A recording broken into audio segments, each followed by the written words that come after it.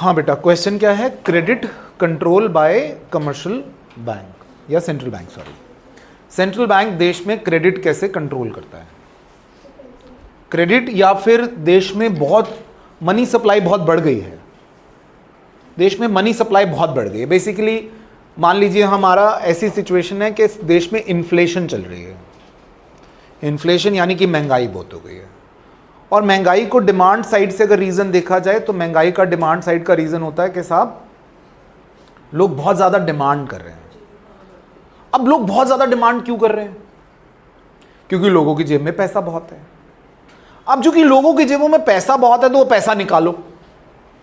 ये सारी टेक्निक्स में से किसी ना किसी तरीके से, क्योंकि ये कौन कर रहा है? सेंट्रल बैंक कर रहा है। This policy is governed by whom? RBI हमारे देश में। जब आरबीआई करेगा तो पैसे की कोई ना कोई रिलेशन होगा। क्रेडिट को कंट्रोल या मनी सप्लाई को कंट्रोल करने के लिए सरकार भी पॉलिसी चलाती है। उस पॉलिसी का नाम है फिस्कल पॉलिसी। खबरदार किसी ने फिजिकल बोला। Fiscal policy, FISCAL।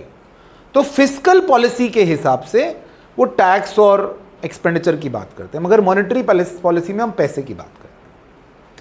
According to RBI हमारे पास दो तरह के टूल होते हैं क्रेडिट कंट्रोल में। एक बेटा होते हैं हमारे पास क्वांटिटेटिव मेजर्स और एक होते हैं क्वालिटेटिव मेजर्स। मैं एक एक करके इन दोनों को डिस्कस कर रहा हूं आपके सामने। मैं सिचुएशन क्या अज्यूम करके चल रहा हूं कि देश में बहुत इन्फ्लेशन है, महंगाइयां बहुत हैं।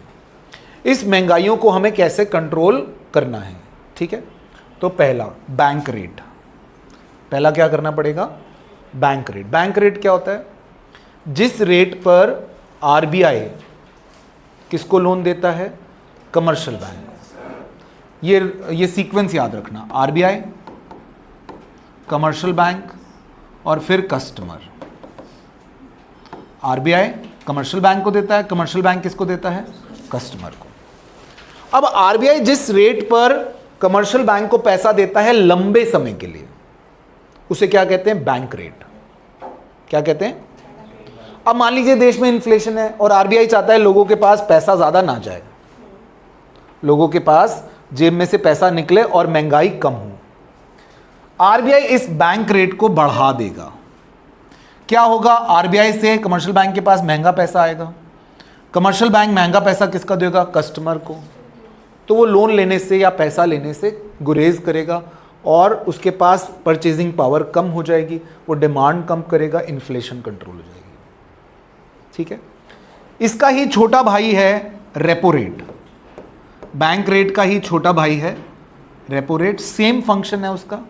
ये भी वो रेट है जिस पे आरबीआई कमर्शियल बैंक को लोन देता है, मगर for a shorter period of time. Longer period of time के लिए bank rate, shorter period of time के लिए रेपो रेट। इन्फ्लेशन चल रही है तो इस रेट को भी बढ़ा दिया जाएगा। क्या? वो अलग बात है, उसमें कमर्शियल बैंक आरबीआई को लोन देता है, उसे रिवर्स रेपो रेट कहते हैं। ठीक है? अब next is open market operation. Open market operation क्या होता है? या मार्केट से समझिए स्टॉक मार्केट या फिर शेयर बाजार की बात करते हैं। ओपन मार्केट ऑपरेशन बेसिकली क्या होता है? सरकार की सिक्योरिटीज डील करने का राइट होता है सेंट्रल बैंक के पास। सेंट्रल बैंक के पास अथॉरिटी है कि वो सरकार की सिक्योरिटीज को डील करे। ठीक है? अब सरकार की सिक्योरिटीज को डील अगर आरबीआई कर सकता है तो आरबीआई सरकार की सिक्योरिटीज को बेच भी सकता है और खरीद भी। साधारण शब्दों में समझिए, मैंने क्या सिचुएशन ली है? इन्फ्लेशन, यानी लोगों की जेब में पैसा बहुत है। ऐसे टाइम पे आरबीआई क्या करेगा? गवर्नमेंट की सिक्योरिटीज, बॉन्ड्स, गवर्नमेंट बॉन्ड्स बेचेगा। अब वो कौन खरीदेगा? कस्टमर खरीदेंगे, कमर्शियल बैंक खरीदेगा। तो जब ये लोग खरीदेंगे तो इनका पैसा किसके पास चला जाएगा? आरबीआई के पास। हम अपनी इकोनॉमिक्स में एक बात मानते हैं कि जो पैसा आरबीआई के पास चला गया या सरकार के ट्रेजर में चला गया, वो पैसा सर्कुलेशन से बाहर हो गया। अब वो कब वापस आएगा हमें नहीं पता, लेकिन अभी फिलहाल बाहर हो गया। तो वही सरकार का मकसद है, आरबीआई का वही मकसद है। आरबीआई क्या करेगा? ऐसे टाइम पे अपनी सिक्योरिटी सरकार की बेचेगा और लोगों का पैसा चला जाएगा आरबीआई के पास, इन्फ्लेशन कंट्रोल हो जाएगी। Next is liquidity adjustment ratio या लीगल रिजर्व रेशो। इन दोनों को इकट्ठे करते हैं, एलआरआर। एलआरआर में दो रेशियोज होती हैं, एक सीआरआर और एक एसएलआर। दोनों को समझाता हूं। ये दोनों फिक्स करने का काम किसका होता है? Central bank, legal reserve ratios central bank fix करता है। Cash reserve ratio, statutory liquidity ratio. Cash reserve ratio क्या होती है बेटा? जब हम बैंक में किसी में अकाउंट खोलते हैं तो हमारा बैंक हमसे कहता है कि मिनिमम तुझे इतना बैलेंस मेंटेन करना पड़ेगा, कहता है कि नहीं कहता? इसी तरह आरबीआई कमर्शियल बैंक्स को कहता है कि इतना पैसा आपको मेंटेन करना पड़ेगा, किसके पास? आरबीआई के पास। ठीक है, जितना भी आप दिन का धंधा कर रहे हैं, बिजनेस कर रहे हैं, उसका इतना % आपको आरबीआई के पास कैश रखना पड़ेगा। ठीक, जैसे मान लीजिए आपने 1 लाख करोड़ रुपए का बिजनेस किया, 1 लाख करोड़ का 5% अगर कैश रिजर्व रेशियो है तो कितने हो गए? 1 लाख करोड़ का 5% कितना हुआ? 5,000 करोड़ रुपए आरबीआई के पास रखना पड़ेगा। ठीक है, अब क्या होगा? इन्फ्लेशन के टाइम पर क्या होगा? आरबीआई इस रेशो को बढ़ा देगी। 5% की जगह अगर 6% भी हो गया, जरा सा भी बढ़ गया तो बहुत गैप आ जाएगा। तो वो गैप जो है, उस गैप के लिए पैसा कमर्शियल बैंक का किसके पास चला जाएगा? आरबीआई के पास। कमर्शियल बैंक लोन नहीं दे पाएगा। ठीक है, SLR, statutory liquidity ratio. Liquid ratio यानी लिक्विड एसेट्स क्या होते हैं? जो जल्दी जल्दी कैश में बदले जा सकते हैं। अब वो लिक्विड एसेट्स, कोई कमर्शियल बैंक अपने पास लिक्विड एसेट्स रखने पड़ते हैं। ये रेशो क्या होती है? आपने 1 लाख करोड़ का धंधा किया, बैंक ने कहा एसएलआर है 5%, यानी 5,000 करोड़ कैश की फॉर्म में नहीं रखना, लिक्विड एसेट्स की फॉर्म में रखना है। लिक्विड एसेट कोई इंश्योरेंस पॉलिसी हो सकती है, कुछ शेयर्स हो सकते हैं। तो कमर्शियल बैंक को वो 5,000 करोड़ रुपए अपने पास कैश नहीं रखना। अगर कैश रेडी अवेलेबल नहीं होगी, लिक्विड एसेट्स होंगे तो लोन नहीं दे पाएगा। तो at the time of inflation bank क्या करेगा? सेंट्रल बैंक इस रेशो को भी इंक्रीज कर देगा। अब 5,000 करोड़ की जगह 7,000 8,000 करोड़ रुपए आपको किस फॉर्म में रखना पड़ेगा? लिक्विड एसेट्स की फॉर्म में। जब आपको लिक्विड एसेट्स की फॉर्म में रखना पड़ेगा तो फिर आप लोन नहीं दे पाएंगे। तो किसी ना किसी तरीके से सेंट्रल बैंक हमारे बैंक की लोन देने की क्षमता को कम कर रहा है, पैसा देने की, पैसा बांटने की क्षमता को कम कर रहा है। उससे देश में से पैसा कम होगा और परचेजिंग पावर कम होगी, इन्फ्लेशन कंट्रोल हो जाएगी। Then we come to qualitative measures. First one is margin requirement. ये मार्जिन क्या होता है बेटा? जब आप बैंक से लोन लेने जाते हो तो बैंक ज्यादातर आपको 100% लोन कभी नहीं देता, बैंक मार्जिन रखता है। जैसे आप गाड़ी खरीदने गए और गाड़ी के लिए बैंक से लोन लिया, गाड़ी कितने की थी? 5 लाख की गाड़ी थी। कितने की गाड़ी थी? 5 लाख की गाड़ी थी। आपने बैंक से कहा 5 लाख का लोन दे दो।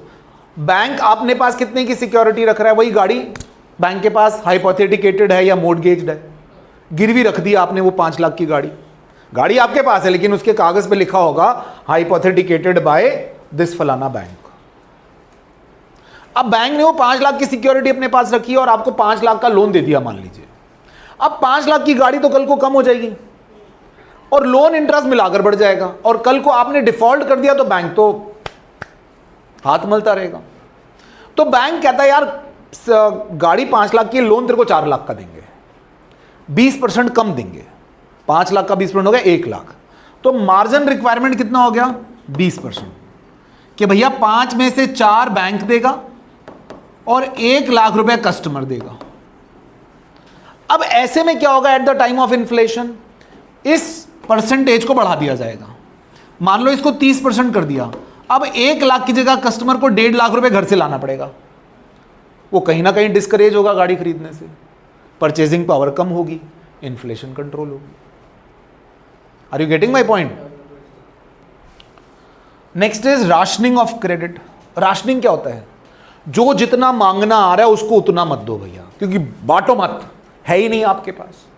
आप कंट्रोल करना चाहते हो इस क्रेडिट को, तो आप बांटो मत एकदम, देश में सबको क्रेडिट दे दो, सब लोन बांट दो, ऐसा मत करो। राशनिंग करो, कम कम दो, या जिनको प्रोडक्टिव जरूरत है देश के लिए, प्रोडक्टिव कोई काम कर रहा है उसको दो, वरना मत दो। Then moral suasion. Moral suasion क्या होता है? सेंट्रल बैंक मोरली समझाती है सबको through seminars, through through conferences, है ना, through speeches, through letters. Central bank सारे कमर्शियल बैंक्स को समझाता है कि भैया देश की सिचुएशन ठीक नहीं है, आप इतना एक्सेस में लोन दे देंगे और ज्यादा परचेजिंग पावर बढ़ जाएगी तो इन्फ्लेशन गैलोपिंग हो जाएगी, इन्फ्लेशन बहुत ज्यादा हो जाएगी। तो ऐसा मत करिए, ठीक है। ऐसे कौन करता है? Central bank at the time of inflation through moral suasion. So these were